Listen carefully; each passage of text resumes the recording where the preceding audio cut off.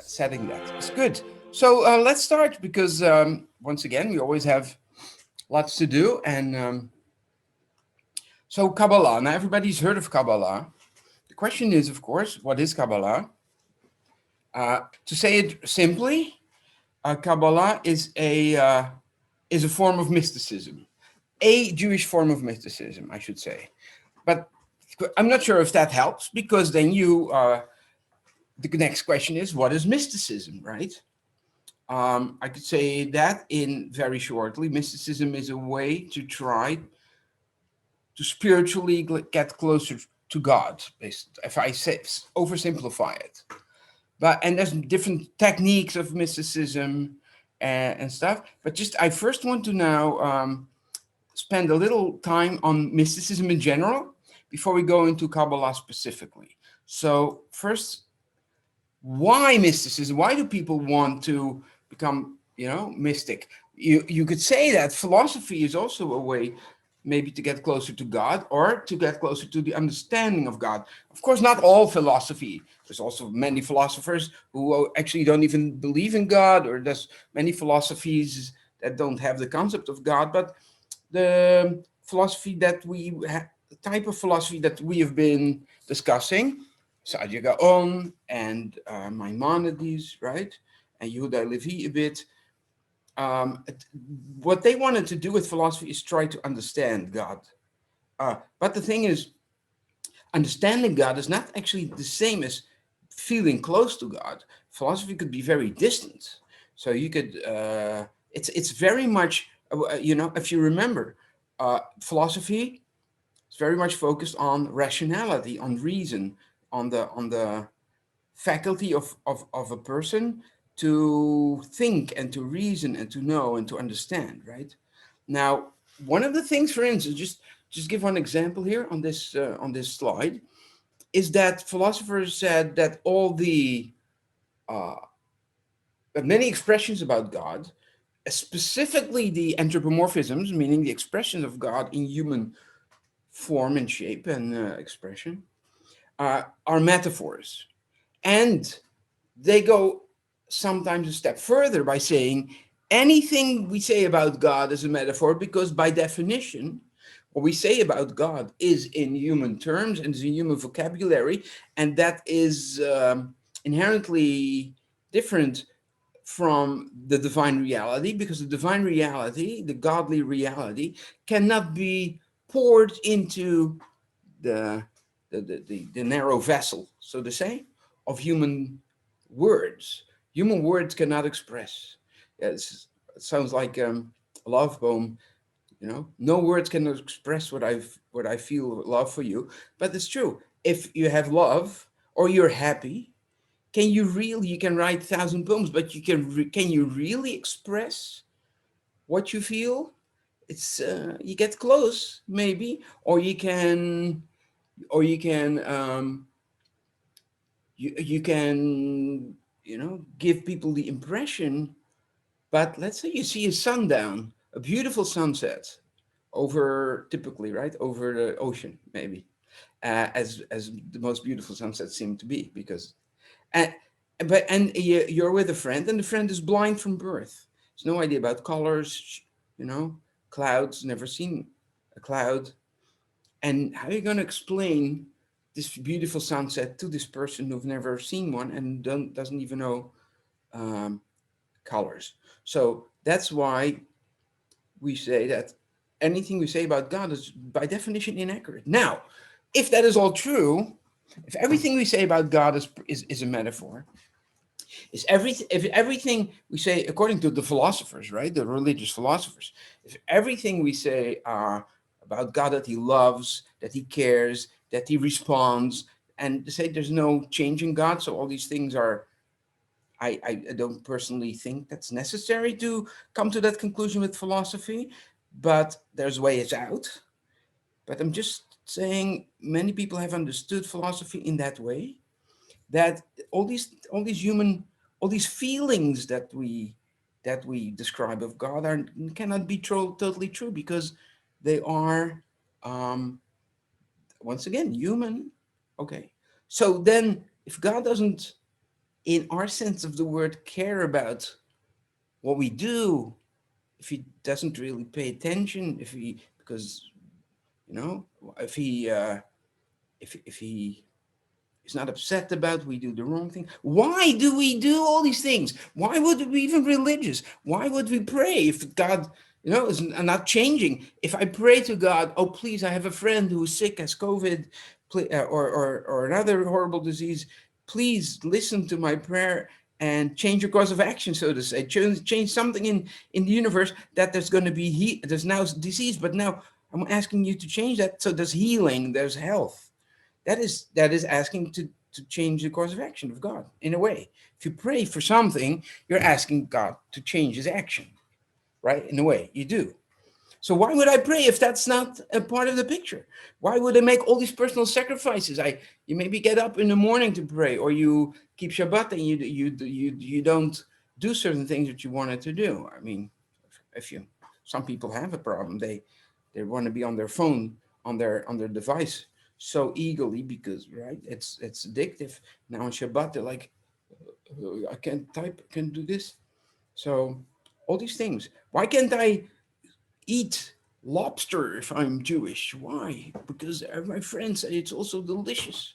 I want to try it. Now, why do I do this? If God doesn't care, to say that bluntly, if God wouldn't care. So, if it's only in your mind, if this philosophy, you want something more than that. You want a connection. This might not be, this philosophy might not be really satisfactory. That way of thinking. You might think, no, God, I want to believe in a God, and I have to believe in a God who's personal, who looks at me, who cares if I do the right thing, if I follow his commandments, if I keep Sabbath and I eat kosher, who if I am sad, is empathetic with my sadness. And not only I want to not only think that rationally in my thought, I want to hear and feel that. I want to get a sign. I want to see the connection. If my friend thinks of me, but they never, I'm very, very sure that my dearest friend thinks of me, but he never calls me or sends me a letter. That's not so good either. So I want a letter from God. I want a call from God. I want a sign from God. So people looking for signs sometimes. They just want something more. Preen, is Preen here? Yes, you are here. Yeah, I'm here. Hi, Preen. Would you like to read a bit? Sure. In a prosperous society where there is freedom and where you are tolerated, philosophy may work for us, especially the intellectually emancipated. But in times of massacres, famines, discriminations, persecutions, and expulsion, a distant, impersonal God doesn't quite do the trick. Doesn't quite do the trick, right? Yeah. Yeah. Let's say everything is fine. Everything is good. Well, fine and dandy. You're free. You're respected. There's no anti-Semites. They're like, you're Jewish and your neighbors are Christians or Muslims, and they say, "Hello, Mister Shmulevitz," and you're just a respected person. You're just equal, and they tell. But maybe you say, "Oh yeah, there's a God and it's beautiful," but I believe that he's ruling the universe. Well, it might not be so into me personally, but um, but at the same time, another time when people like you're not safe. There's your neighbors have people have been stabbed because they're Jewish, just only because of that. Uh, you're expelled, so you're now a refugee. You have no home. You have to leave your house behind. All your stuff is confiscated by the government, and you don't know where to go. And you're hungry, and your children are sick, and you're on the run. You might feel, if there's a God, that you're doing all this because you want to be Jewish. You want to be loyal to your religion and to your God. So you want that God to kind of care about all the suffering you're going through because of him, so to say, right? So if like, as a God is not so personally involved in my personal life, It doesn't do it. You want to, oh God, help us, and you want to know that God is helping you and giving, at least giving you the strength, or that this deep valley that you're going through, that there is a purpose to it, and that there is light in the other tunnel, and you're doing it, for a reason. Okay, yes. You need someone who feels your pain, will take care of you, who is ultimately in control, lets you know there is a purpose. Yeah, so this is basically summarizing what I just tried to say. Right. I think that that's a human feeling, and that's normal. And that's, I think, a lot of religious people, that's what they get out of it. They get out of it. People, the society seems random sometimes. You're either popular and successful, and all of a sudden you can go bankrupt, or you lose your friends, or you lose a dear one. People go into extreme crises, um, and have gone. That's human history. It's always been the case. Now, that's one of the reasons why people are religious, is because they, it doesn't really do the trick always to only be in this material world. You want to have a deeper purpose in life, something that comforts you and gives you a goal and a reason to live, right? Isn't that the case? Now, this is the embroidery imagery. This is, I stole this. Well, it's not stealing, although maybe stealing from the internet. No, this embroidery imagery is from actually an old Christian woman who died a long time ago, but in Holland, and she was on television once and showed it. She actually she and her family and her father were very very how to say, convinced Christians, and during the Second World War they had Jewish refugees that they hid from the Nazis, and many people survived. To be honest, they also tried to convert them to Christianity. So there was a hidden agenda a bit, but they saved many lives. And she became like a hero of evangelical Christians. And she wrote books and whatever. I guess she did a lot of good things. And she came up with this embroidery imagery. Like sometimes you think this life is a mess. So this is like an embroidery, but what a mess. Although modern people who like modern art might like this very much, but she was not into modern art, I guess. So for her, this is a mess, right? So you have all these loose ends and stuff. But she says that why is this? Why our life looks like a mess. There's loose ends. There's things that do not connect. And the whole world looks like a mess. There's all these things going on. But why is that? Because this is the backside of the embroidery. You have an embroidery, and she says God is doing the embroidery, but he's looking from above, from the top. So on the other side of the embroidery, you see this, a beautiful crown. So that we only see the back. In our life, she said, you see the back of the embroidery. We look to the bottom from earth. But sometimes, sometimes you want to be lifted above our reality and see from a spiritual higher plan, and then all of a sudden you see the plan. You see what God is doing in your life. What looked like all these horrible, this big mess is really a beautiful pattern. Okay, so you want to read this too? It's a bit of a repetition maybe of what I was just saying. Could it be that we only see the bottom, but God sees the other side? You want to believe that there is a higher plan, that our suffering is nothing compared to what will come, and you want to recognize the divine plan, to understand it, to experience God, connect to Him on a personal level. Wouldn't that be wonderful if we see the higher purpose of our life? Okay, so that's what mysticism is trying to do. So this is what mysticism does. And there's some central themes to mysticism. There's different types of mysticism, as I said. So many types of mysticism focus on experience, naturally, right? So if you have this, you see the light, you have maybe a vision, you feel an angel is visiting you. That's called a mystical experience, right? One of the other goals is a deeper understanding. So you understand what other people don't understand, who only see the material world. A very important thing is connecting. Now, connecting through, connecting to God, so to say, or to the spiritual world. Of some people who don't believe in traditionally in God, they feel that they're connecting to the universe or to spiritual beings or whatever it is. But that's all mysticism. And in some cases, the connection goes so far that people feel that they become one with God spiritually. And some people claim that it's probably in a state of ecstasy, that spiritual ecstasy, that they are so one with God that at a certain point, God and their soul merge that they can't even feel the difference anymore. They don't even know anymore where God ends and where they start, and the other where they end and where God starts. God is in me, I am in God. These things all become just one. Okay, so we'll go here. So we already spoke earlier, much earlier, about an earlier type of Jewish mysticism. I believe the first is called Maase Bereshit, which really means the works of creation.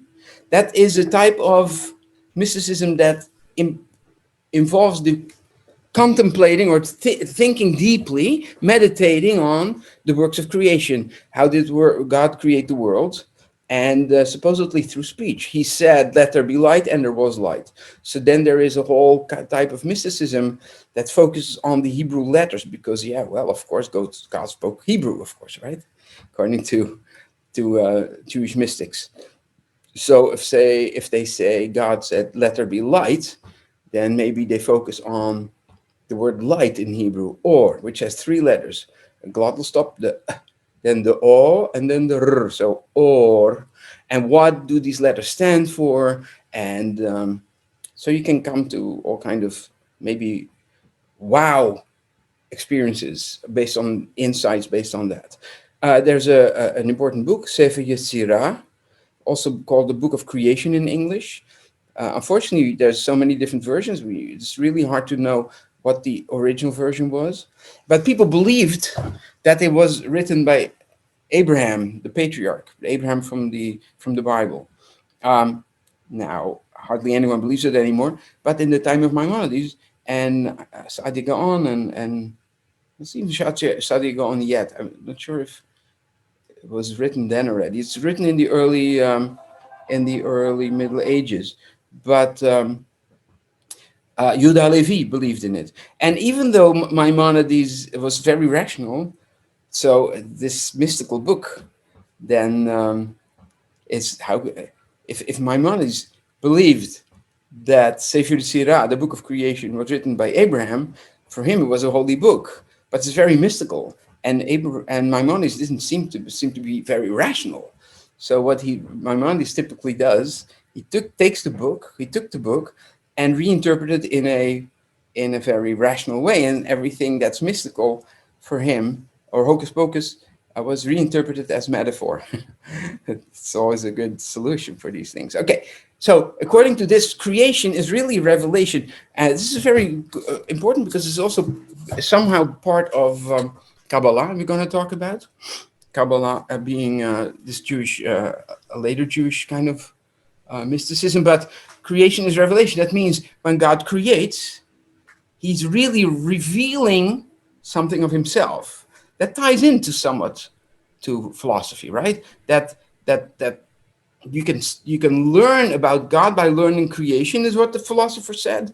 So the mystics take it in a bit of a different direction, that creation reveals something of God.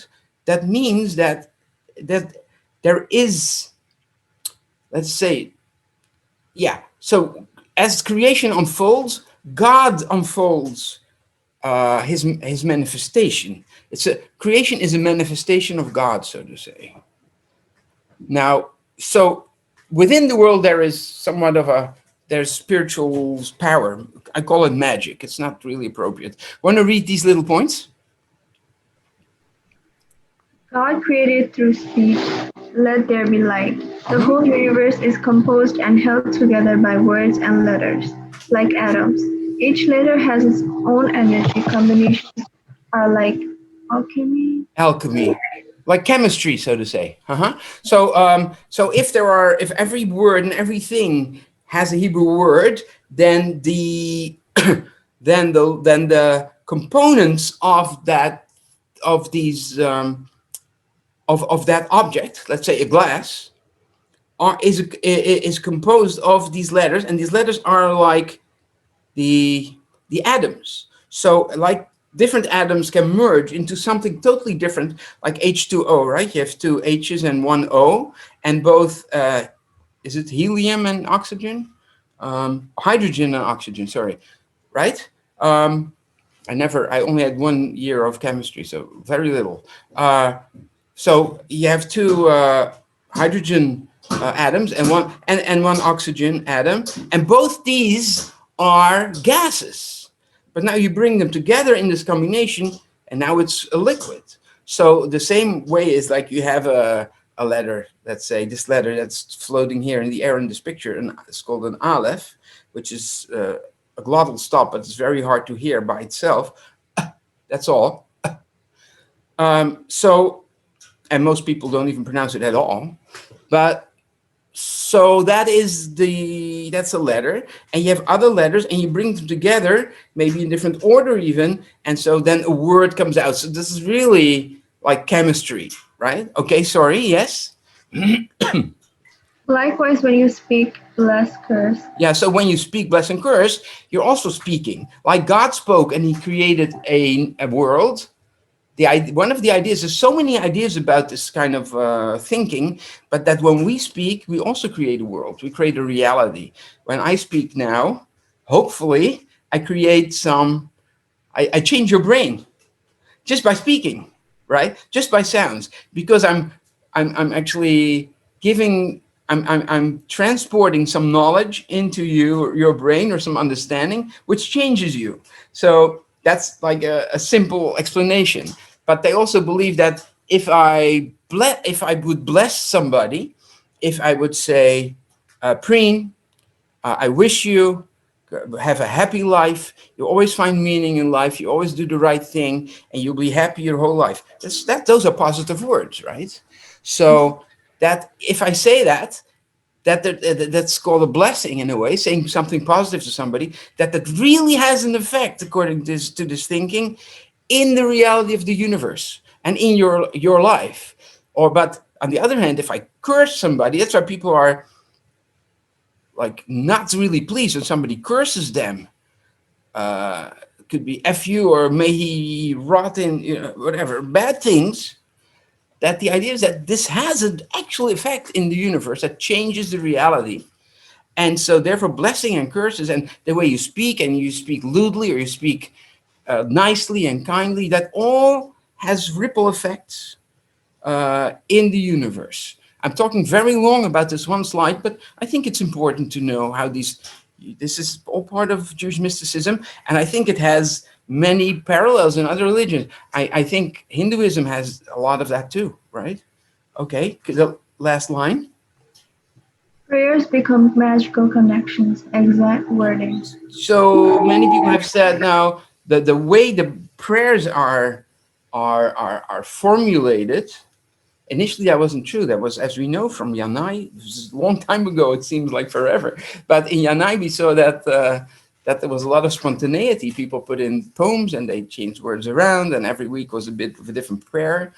But later, people had very much formalized the prayer, and then through Kabbalah, through Jewish mysticism, the idea comes up that the prayer, the way it's formulated, is done by the hand of God, and it's actually important that every word is exactly the way it is. And even though another word could be substituted and it means the same thing, no, because there is a reason behind. This is like the prayers become like a formula. The prayers become a formula that has to be said exactly this way, otherwise it doesn't have the same power. All right, now we'll go to another form of ancient Jewish mysticism called the Maase Merkava, which is maybe a word you haven't heard. It means contemplating on the heavenly throne, on the throne of God. But what we did, the term that we did uses Hechalot mysticism. That that was, I think, or maybe I think it was our very first class, really. Jews before the was it? Yes, Jews before the Babylon, Byzantine Jews before the advent of Islam. So Hechelotmism is basically very much the same as Maase Merkava mysticism, meaning you travel, you contemplate, you meditate, and you imagine that you're traveling through heavenly palace, and you go from door to door. And we had this whole poem that we had about Moses who went to heaven and he had to go from one room to the other, trick different demons and different angels, etc. So maybe you want to read the last two paragraphs. A type of meditation. A type of meditation in which the person travels through different heavens, through heavenly palaces, rooms. He is interrogated by gatekeeping angels for which he needs charms and passwords. If he makes it, he can finally approach God on his throne and gaze at his majesty. Majesty, right. So, very good. So we spoke about that. And so this seems like traveling through the heavenly heavenly palaces, right? The different from one heaven to the other, so to say. That sounds like a trip, right? Doesn't it? That sounds like a journey. Well, we say when people use drugs, they say that's a trip, and trip and journey is the same word. So it's very much like an aesthetic experience. Absolutely. Um, Now, this is probably Hechelot Merkava because that's a very early type of of mysticism. And and Preen, thank you very much for reading. Oh, okay. Yes. Uh, is Christina here, by the way? Yeah. Oh, Christina, I missed you a while ago when you a few classes ago, but now you're here. I'm so happy. Christina, would you like to? The top line is okay. I will say that. This is a text from the Talmud and from a tractate called Hagigah, page 14b. What does it say here? Four entered paradise. They were Ben Azai, Ben Zoma, Aher, Elisha ben Abuya, and Rabbi Akiva. Perfect. Rabbi Akiva said to them, "When you come to the place of pure marble stones, do not say water, water, for it is said, He who speaks untruths shall not stand before my eyes." So such a shiny kind of marble, so pure, so clean that they haven't seen in this life.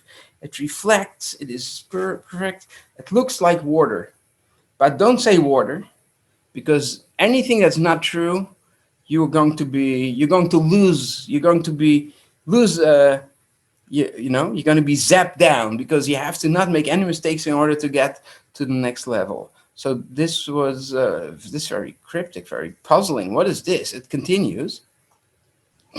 Ben Azai gazed and died. Ben Zoma gazed and went mad. Asher cut down the plantings. Rabbi Akiva entered in peace and left in peace. Okay, Ben Azai gazed and died. So I have mushrooms here, like a very trippy kind of an image, but I do think that it's probably they used something. This is really not just a meditation. This is really somebody died, had a bad trip or something. But somebody went crazy.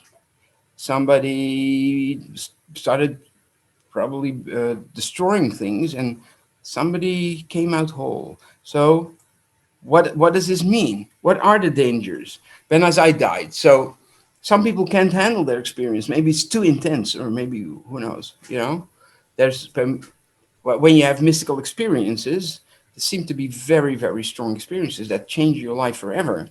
But maybe some people actually, if it's induced, and so there are cultures where, let's say, shamans, they use mushrooms or other substances. Actually, these people lived, after this temple was destroyed, but still there were things going on, and that they had old traditions. So what I'm wondering, we don't know exactly how these people, what they did, but they might have traditions from before. What I did read is that they found incense from the Second Temple period, meaning from a little older, before these people. Um, and incense was like used for religious rituals that had the typical incense, but they also found traces of cannabis. So it's possible that people got into certain states because of substances that they use. Now, Benzoma went mad, so people can become unstable after mystical experiences. Now, it's not always with drugs, but just a spirit. You can get into an ecstasy through exercises, breathing exercises, or mantras, and in combination with things. Now, Aher, Elisha ben Abuya, destroyed the plants. What I think it means is that they they destroy structures. They reject structured, regular religion. I compare this to.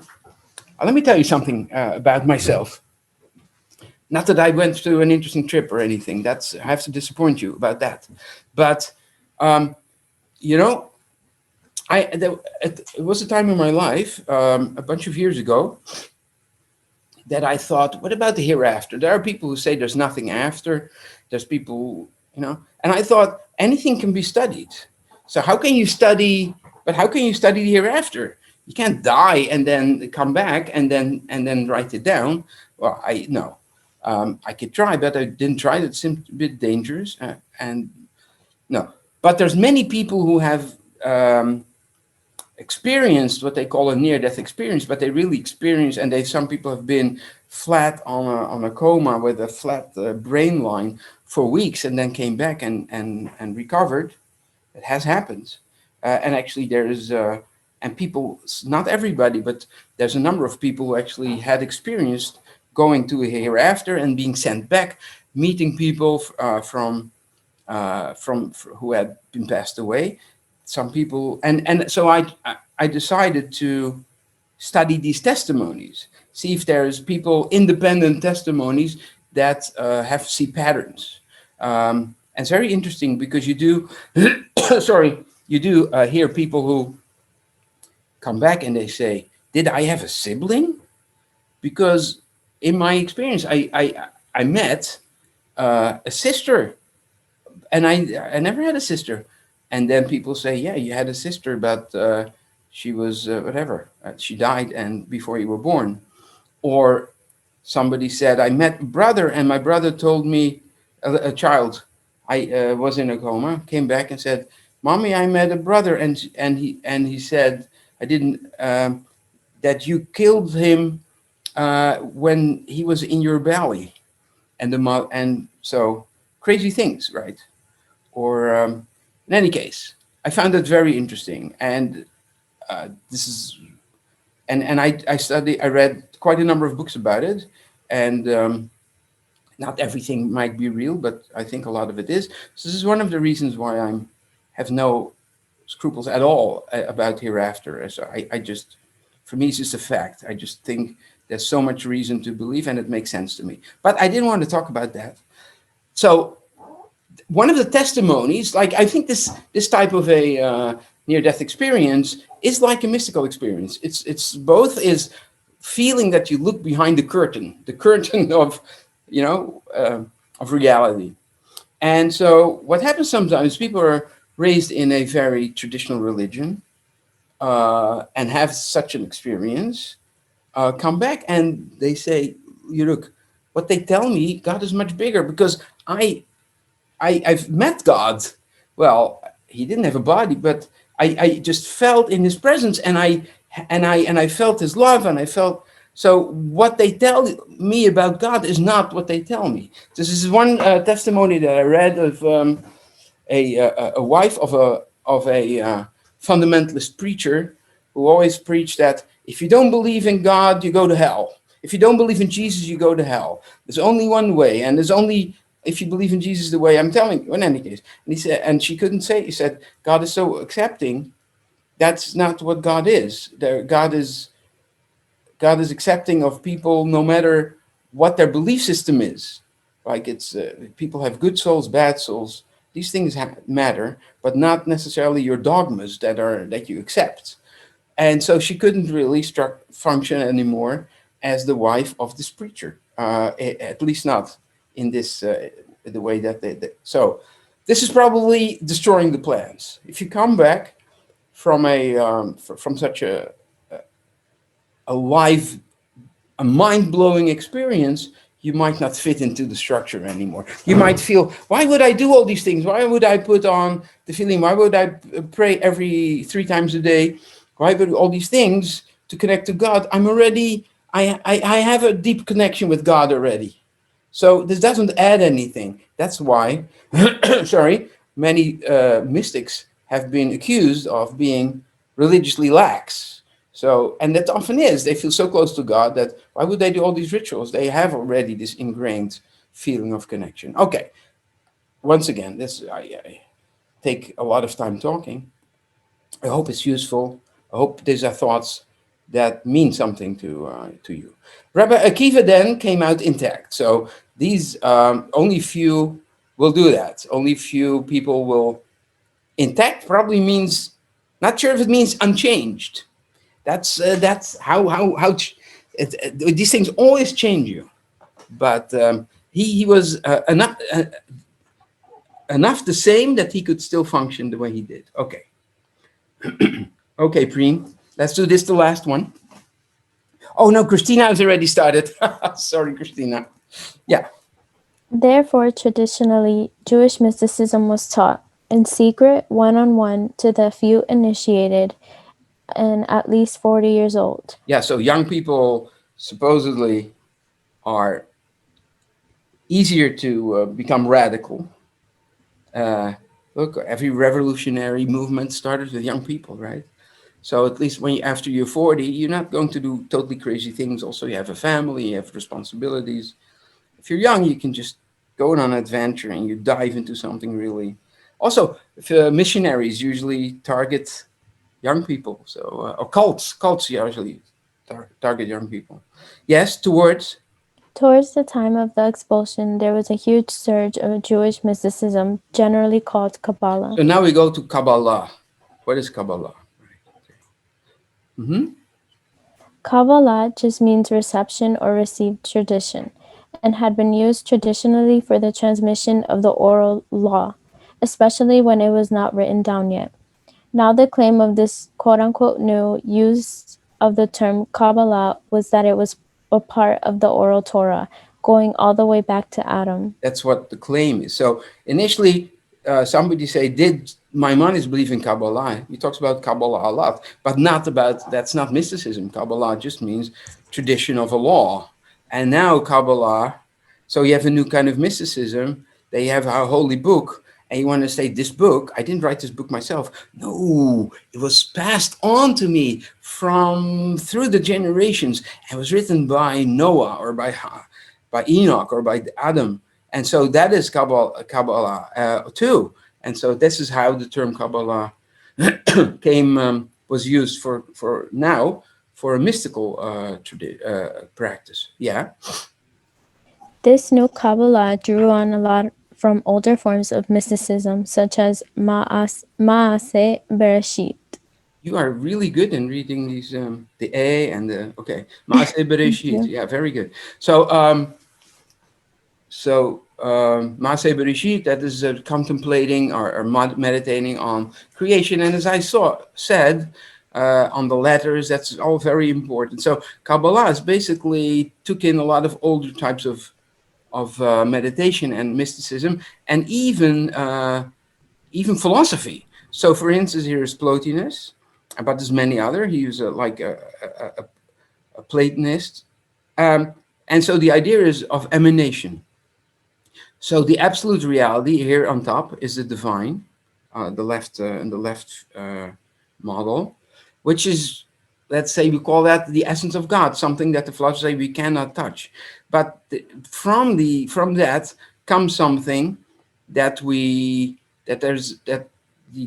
God gives off, let's say, this influence, this field, which is here is called the divine intellect, which would be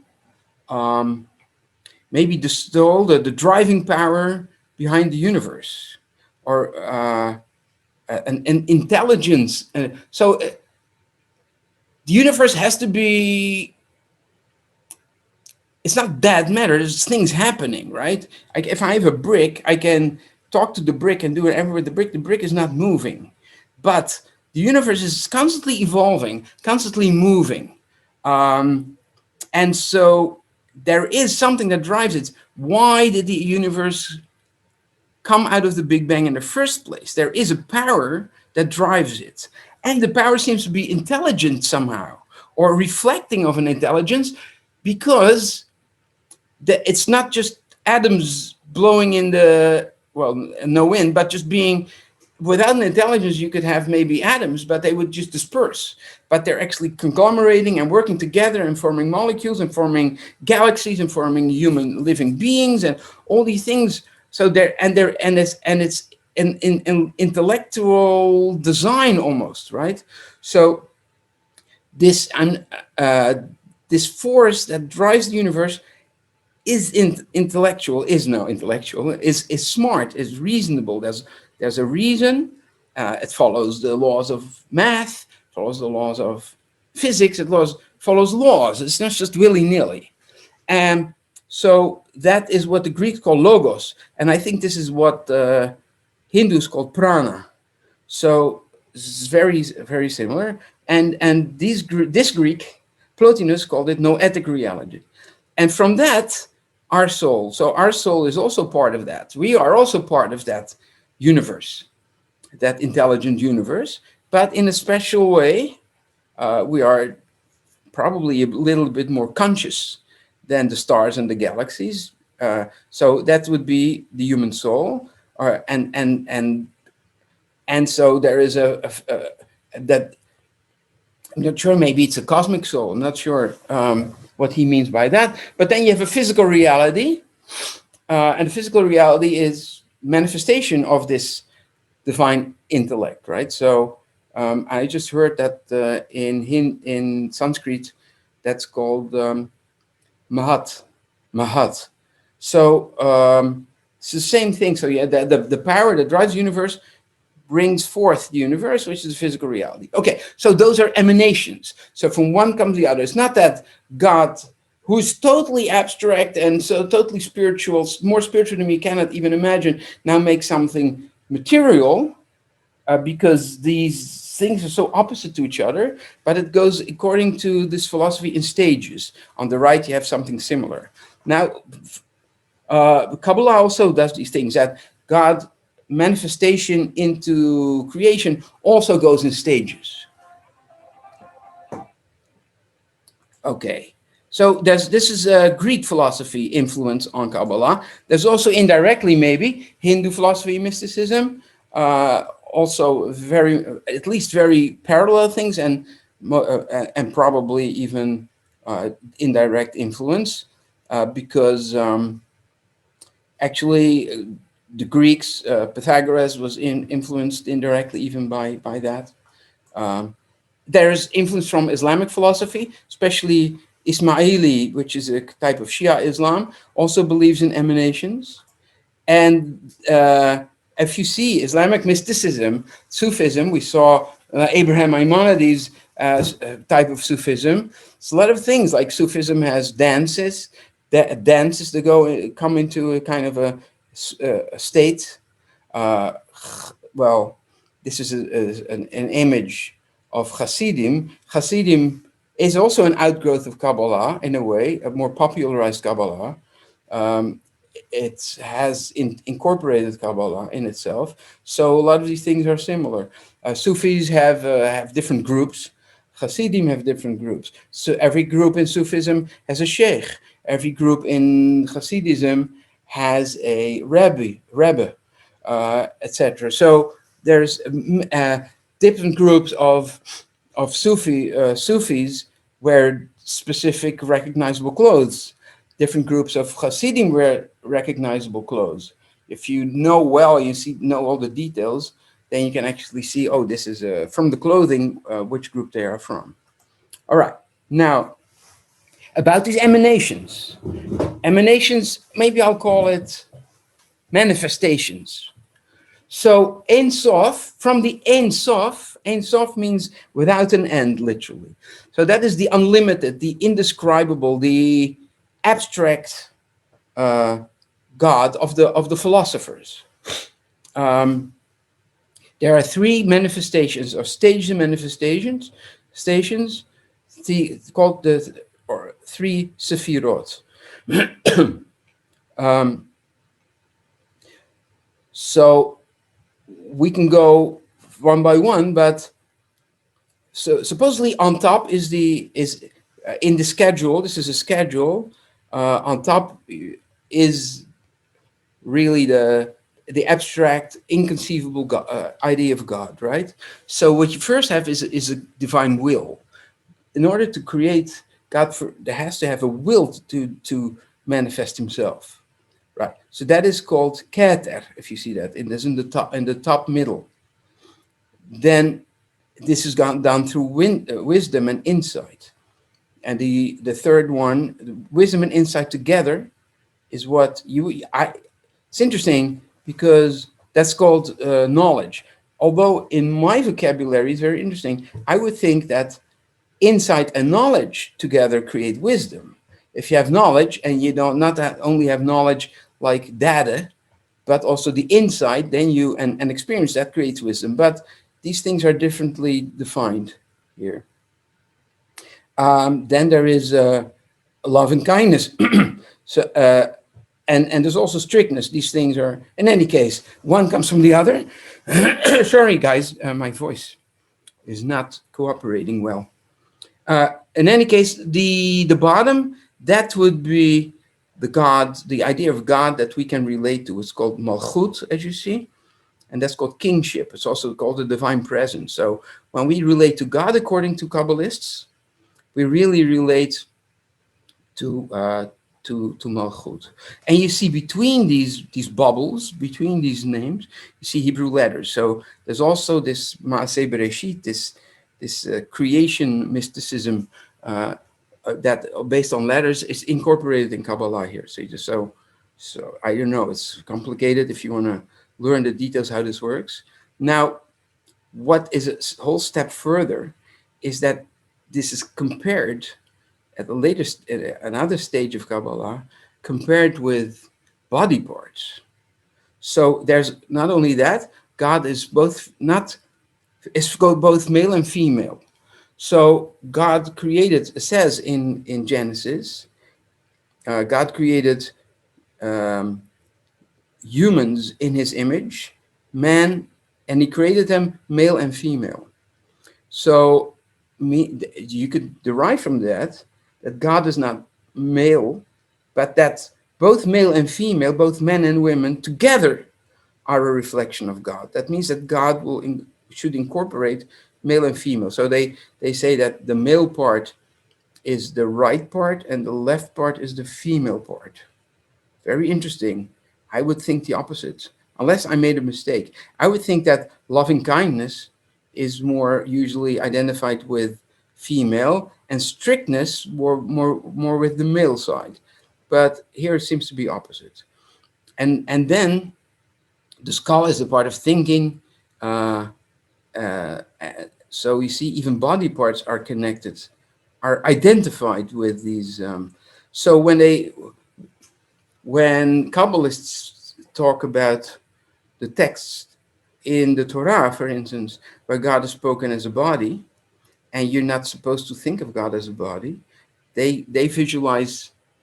If you're a consistent Kabbalist, you might focus on this. You might think this is God's body.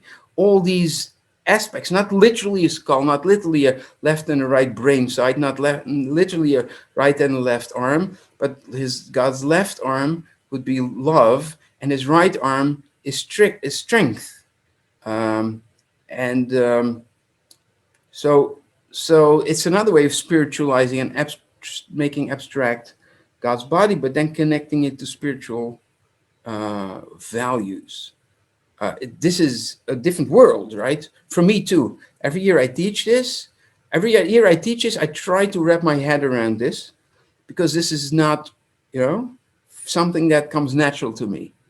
I have focused much in my life on philosophy, and I think I worked with it, and I also have learned in the beginning for a while, like people, I thought this was very hard to have spirituality with it, but I found a way to do that for myself. But this for me doesn't come natural. But I still try to respect it and teach it in a non-biased way.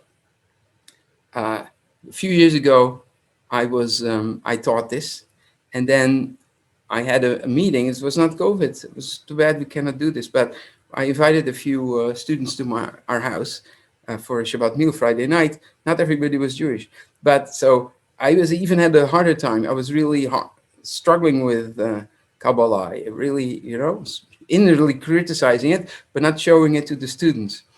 And so during the meal said, I really loved your text on Kabbalah, and you inspired me so much. I want to study Kabbalah now. So that was funny. So I thought I did probably, I wasn't, obviously I wasn't biased. And I'm trying not to be biased, but I have some critical side notes about it. You'll see. Now we'll go to a book called the Zohar. The Zohar is probably the most celebrated and the most important a book of Kabbalah. I have to say one thing. Okay, no, we'll say it later. So this came about by Moses de Leon, who lived in Leon, which is in Spain, which was a Christian kingdom in Spain. So he was in Spain, but Leon has been almost from the beginning Christian. And so you cannot say, even though he was from medieval Spain, that he was from an Islamic cultural background. Not at all. He was really grew up in what they call Christendom, right? In the Christian culture. And I think it's no coincidence, because we see that this kind of mysticism would not fly in an Arabic culture until very late, But in the original Arabic Jewish culture of Maimonides and Saadia go on to talk about God and to compare certain features of God with body parts. They would never, ever, ever go there. So this is interesting. So Moses de Leon is responsible for publicizing the Zohar. The Zohar is written in Aramaic, which is the language of the Talmud. And it's attributed to a person who is also mentioned in the Talmud, Sjimon bar Yochai, who lived in the 2nd century. This is a long time ago. Now, according to the story, Sylvia. No, not Sylvia, sorry, Christina. According to the story, Shimon bar Yochai had fled for the Romans. He hid in a cave for 13 years in the Galilee, in the town of Pekin. Very good. Shimon was visited by the prophet Elijah, who taught him the words of the Zohar. However, after De Leon's death, when people came to his widow to offer a large amount for the original document, she told them that he had written it himself. So the idea is that Shimon bar Yochai had written the Zohar in this cave, and that it was dictated, or at least he was taught all these spiritual wisdoms by the prophet Elijah. Prophet Elijah is somebody who lived many, many, many centuries before him, but who had gone to heaven. And Prophet Elijah supposedly came back down from heaven to teach him these truths. So he wrote it down. And then, according to the story, he passed it to somebody in secret. And he passed it on the next generation in secret for almost 1,000 years. And then Moses de Leon got a copy, who knows from where, and wrote it down and then published it. So this is anyone who knows how things go with manuscripts. They get lost. There are wars, there are famines, there are fires. Really, if this is true, this is extremely exceptional and even unlikely, but you would be very interested. But people are so interested in hidden knowledge that might have gone lost.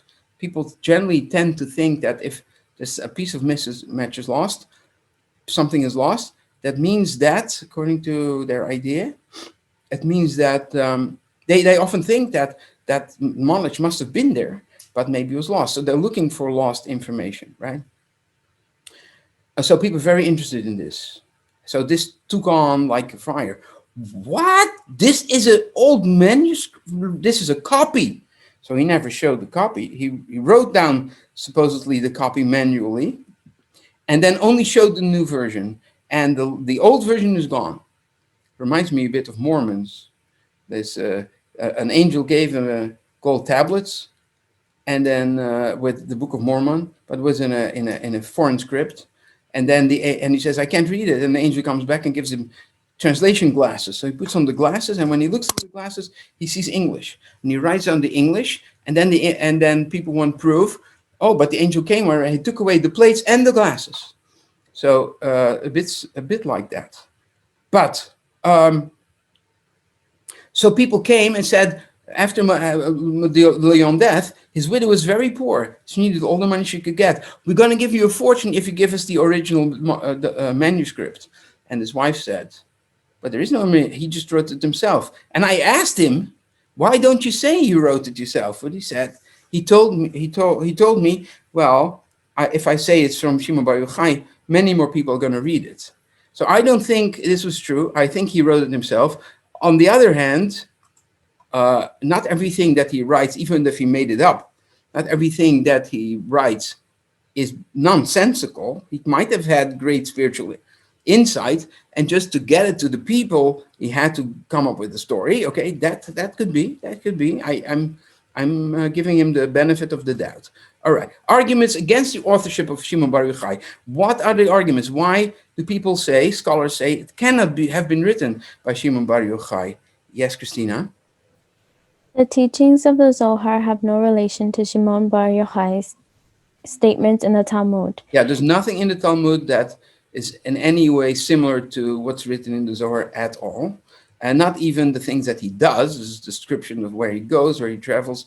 This is all not there, but that's not enough proof, but it's an indication. In the Zohar, rabbis are quoted that lived after Shimon Bar Yochai, and he even has discussions with individuals that live in other periods of time. And the Zohar says, I met this person, and I had a discussion, and I told him this, and I told him that, and supposedly, well, if these people didn't live in the same time, then that cannot be true, right? That cannot have happened. So that is a very good indication.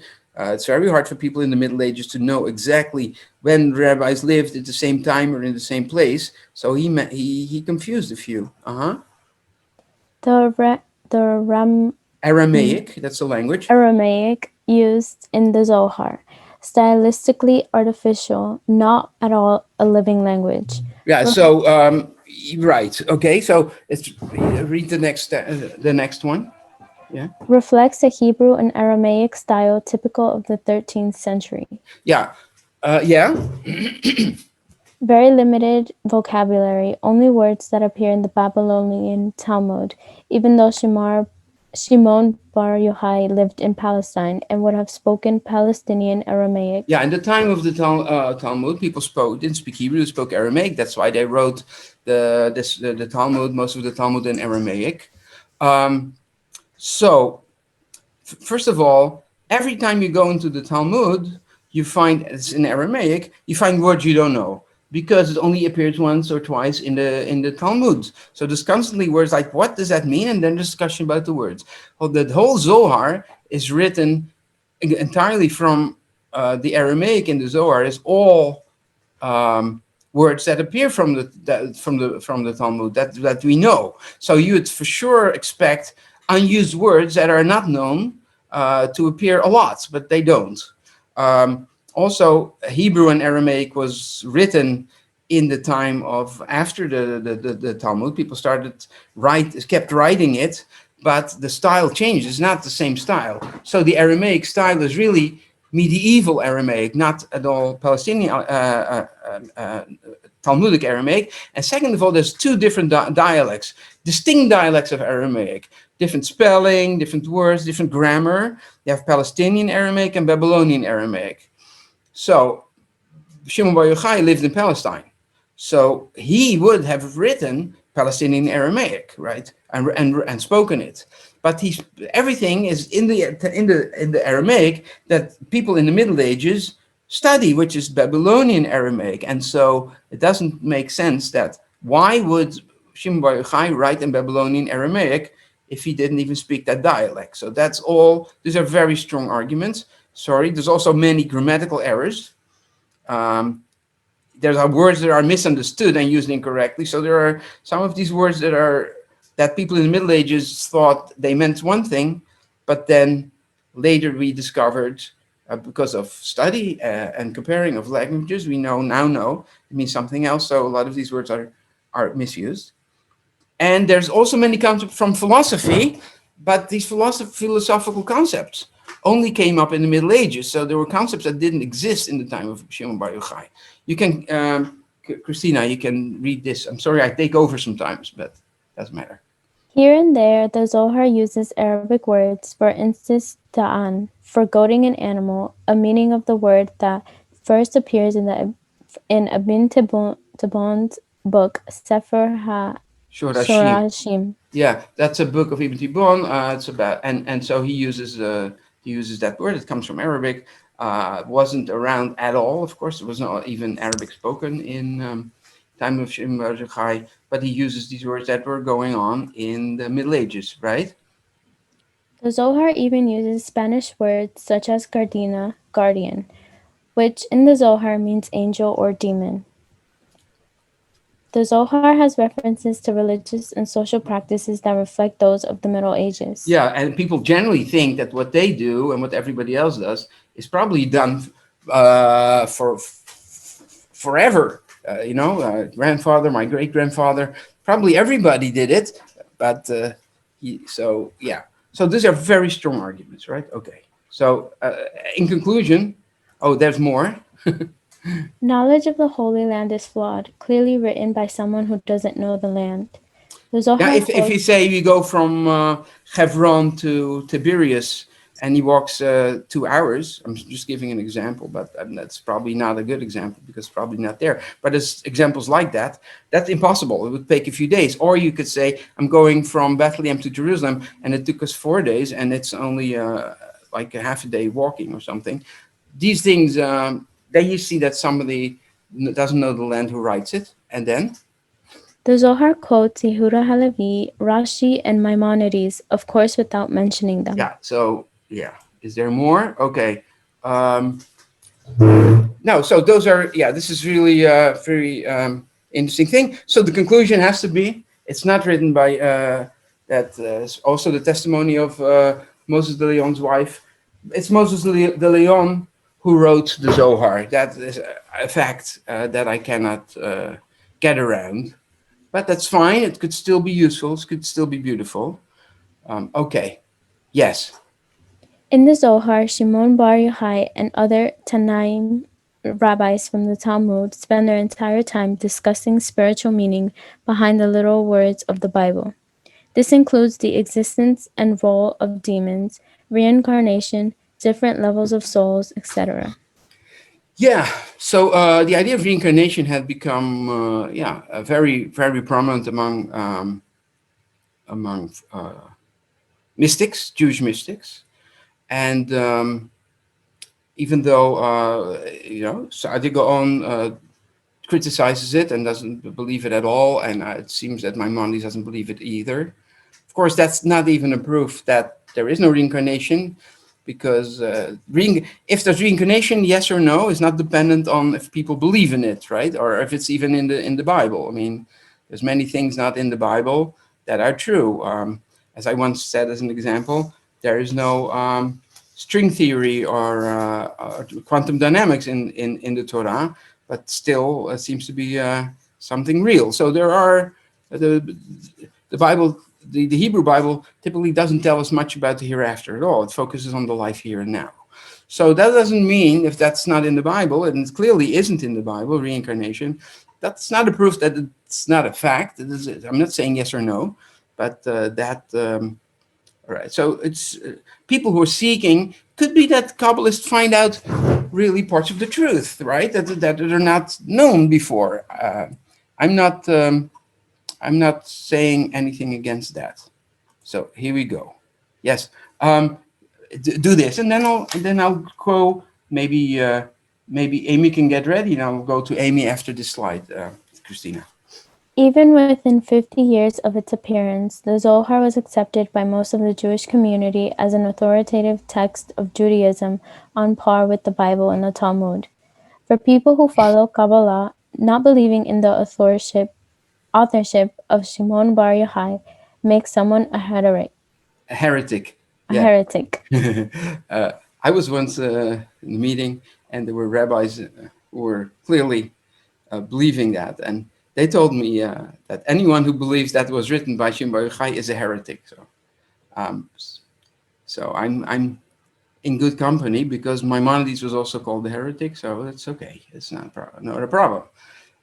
Yeah, but so if really, you know what the thing is, even though it could be that Moses de Leon wrote interesting stuff and maybe useful stuff, and some of it might be true even, and inspired, who knows,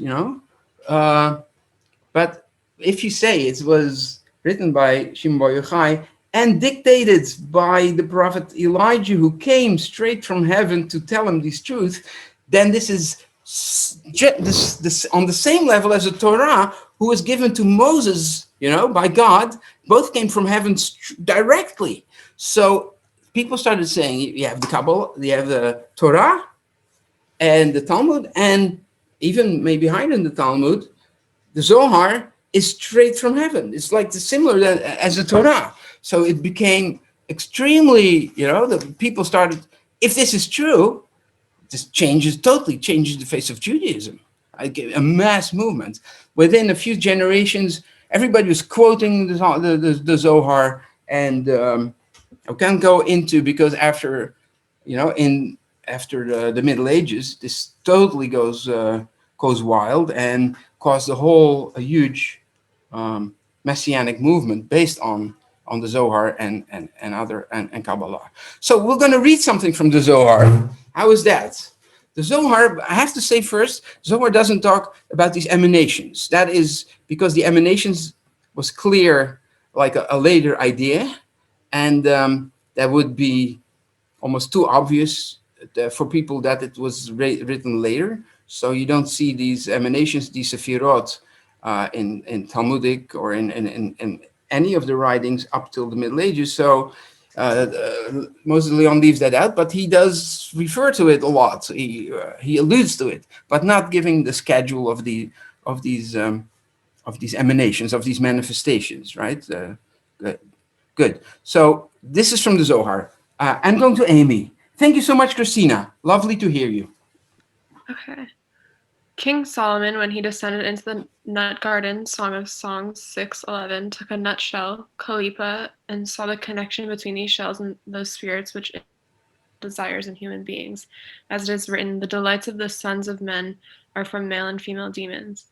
Actually, what Ecclesiastes?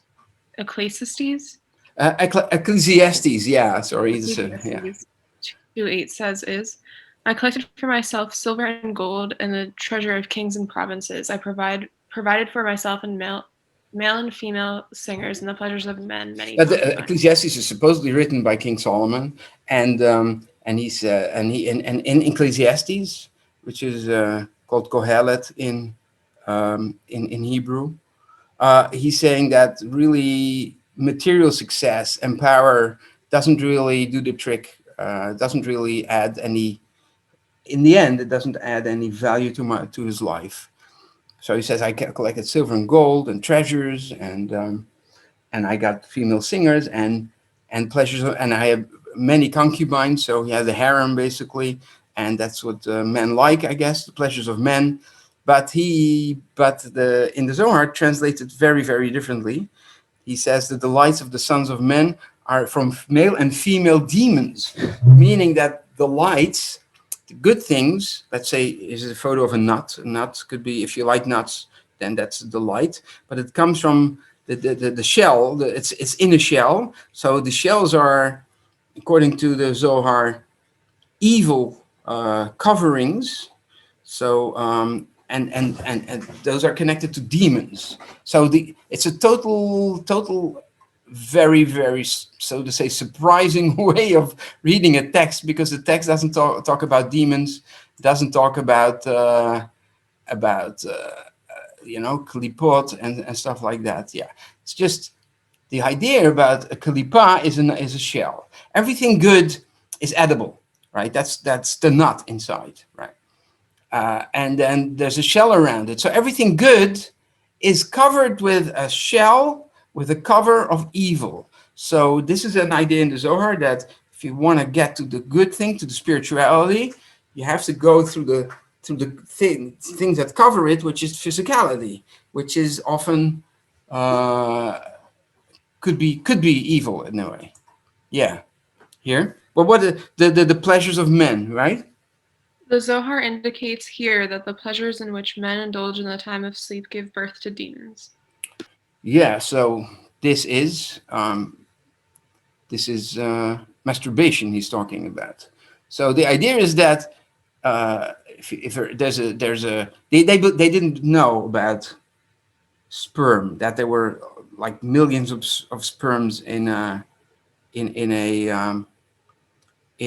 seed of a man. So they thought that a drop had a mini human, and so if you make love to your wife, then that drop gets planted in her womb, which is like the field where it grows. So they really thought that a child is really the child of his father. Why does it look like the mother sometimes? Because those are it's like you can see a grain that grows from in one field is different from a grain that grows in another field. Basically, that's what they thought.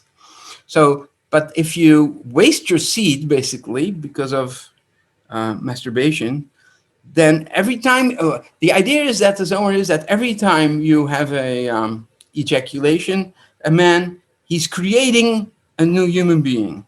So even if your wife doesn't get pregnant, you're creating an angel, and the angel is your child. And when you go to heaven, all these angels wait for you, and they greet you. But if you do the wrong thing and you waste your seed, so to say, you create a demon, and these demons are there also to wait for you, and they follow you around during your life, and because they're really bad, and they mean well, but they wreak havoc when they're around you, and they might cause damage to your household. And when you die, you're weighted with all these products of your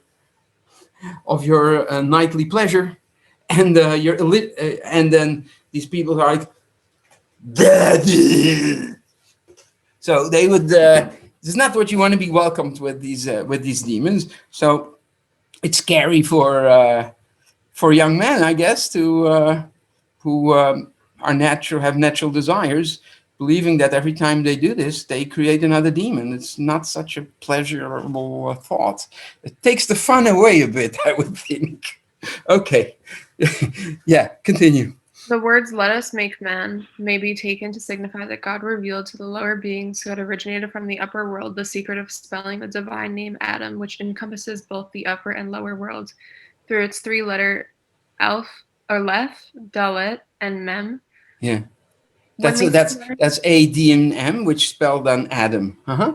When these three letters came down together in their complete form, the name Adam comprised both male and female. Yeah, so Aleph, so he said the upper and lower world. Aleph is that sound that you can hardly hear. And that is like therefore very spiritual, and this also stands for the letter number 1, which is God is one. So Aleph is like spiritual, and Mem also comes from the word mayim, which is water, and water always finds the lowest and the lowest level. And also people believe that the underworld was the waters of the deep were there. So that means that the highest and the lowest form, an Adam means a human being. It just doesn't mean only Adam, it also means human being. So have both spirituality, like a heavenly trait, but also a hellish trait, a very dark. And then Dalet is in the middle, basically, which is the D. I'm not sure what that stands for. Oh yeah, well, Dalet means door in Hebrew. I guess it's maybe there's a portal between the two, the higher and the lower level, and that's what people really are. So you can come up with really interesting, almost sermons based on these letters, but you can almost invent anything you want. Is the downside of it? Yes, sorry. The female was attached to the side of the male until God cast him into a deep sleep, during which he lay on the site of the temple. God then sawed her off from him and adorned her like a bridge and brought her to him. Like a bride. As it is written, and he took one of his sides and closed up the place with flesh. Yeah, I thought you said as a bridge. Bridges are nice too, but yeah, as a bride. So supposedly he made one person, and then both male and female, just like God is both male and female, and then he separated them, and now they find their soulmate because they're incomplete without the other. You complete me, they say. Okay, when they saw each other. But interesting. It continues. I have found that the word one here means one woman, namely Lilith, who was originally with him and who also became pregnant from him. So the idea is that Lilith supposedly was his first wife, but Lilith didn't want to be submit to the husband, and a good wife should always submit to her husband, I guess. And then she was cast away and she became a demon. So she's the demon, and she's jealous. Now, Adam was given a second wife, Eve, who was obedient, so a good wife, and the good wife. And so the Lilith is jealous, and when children die sometimes in sudden death or whatever it is, that's because of Lilith. She's trying to kill Eve's babies. Yeah. And no plant of the field was yet on earth. Genesis 2:5. Rabbi Sjimon Bar Yochai said further, "These are the great trees which were planted later, but were still tiny. We have stated that Adam and Eve were created side by side. Why were they not created face to face? Because the Lord God had not yet caused it to rain upon earth, and the union of heaven and earth was not yet firmly established. When the lower union was perfected and Adam and Eve were turned face to face, the upper union was consummated." This is a bit similar to what you see in Egyptian mythology, that you have the earth. This is this person lying on his back here on the bottom of the image, and heaven, and earth are male and female, and it's often the other way around, actually, that Mother Earth is usually, the earth is usually female, and then heaven is usually male. But here the Egyptians have it the other way around. And then, so when it rains, that is like the sperm of the heavenly male part that then fertilizes the earth, and then it grows trees. So they said everything, humans are a microcosm of the macrocosm of the world. So just the same as heaven and earth were not unified yet, hadn't rained yet. They hadn't had, heaven and earth didn't have intercourse. Didn't have intercourse, and the same with humans. So only when that happened, then humans could actually connect to each other. So they were created back to back. So they couldn't have, if they were side to side, they would actually unite in holy matrimony. And so these things come together. So that's all Kabbalistic. I find this, some people get turned on to this, I guess. I find this all, but it's fascinating, because to see where he gets this information from, it's all old myths and new myths and psychology, and it's genius. But of course, it's not. It's very medieval thinking, of course. Let's continue, Amy. We know this from the case of the tabernacle, of which we have learned that another heavenly tabernacle was erected with it, and that not until the upper one was raised could the lower one be raised. And similarly here. Oh, hold on, Amy. Yes. What time is it? 11:09. So we're past our time already? Yes. Oh my goodness. I just thought we're halfway. This is crazy. Oh my goodness. All right. We have to stop. This is crazy. Oh, wow.